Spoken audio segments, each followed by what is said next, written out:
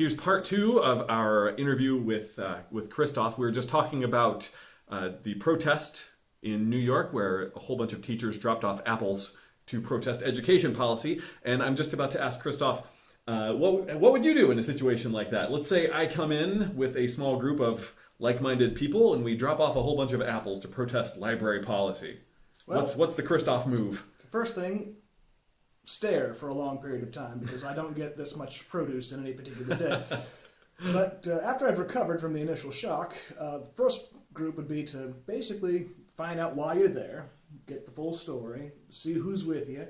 If you're all just dropping off apples and just otherwise behaving yourselves, not getting any loud chanting, not strowing yourself and getting in the way of any other people, I'll probably make a point to just adjust the space, get you to move to a different area where it's not impeding any other traffic. I'll probably ring up one of the administrators to get them to talk to you as well. And assuming you remain civil the entire time, I don't see any reason why we couldn't just hold on to them until someone makes a more executive decision. All right. But so you're giving us exactly what we want. the That's main nice. thing is, I'll give you what you want so long as you give me what I need. Just don't make this harder for anybody. What Christoph needs is an easy day at the Right. office. I don't go here to kick people out. I go here to meander aimlessly and occasionally chat with people I recognize. Good. So something like that could possibly happen here in Kansas because we have our own education funding difficulties.